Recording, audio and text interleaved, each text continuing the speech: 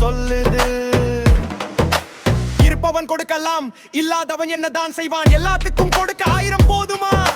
கடைசி வரைக்கும் நாம கையேந்தி தான் நிக்கணுமா? உலகிற்கே உணவு கொடுத்தவன் பசியோடு இருக்கலாமா?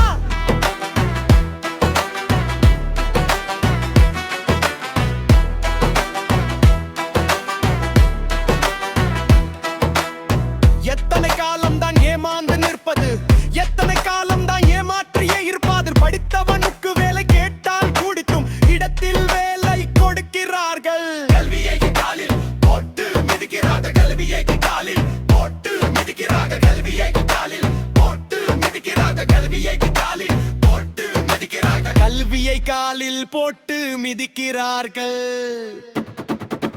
படித்தவனுக்கு மதிக்கில்லை, அறிவுக்கு இங்கே இடமில்லை. அறிவார்ந்த ஆட்சி அமையும் வரை அவலங்கள் என்றும் மறைவதில்லை.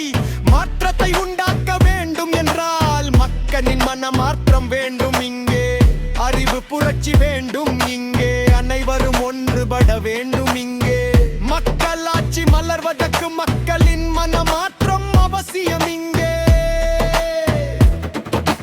ஒன்றுபடுவோம், ஒன்றுபடுவோம். நல்லாட்சி அமைய நல்லவர்களை நாம் தேர்ந்தெடுப்போம். நாமும் நல்லவர்களாக இருப்போம். நாடும் வீடும் நலம் பெறும். தீமைகள் அறிவில் நன்மையை திறக்கும். மக்களின் மனம் மாறட்டும். மக்களாட்சி மலரட்டும். உண்மையில் மக்களாட்சி மலரட்டும். உண்மையான மக்களாட்சி மலரட்டும்.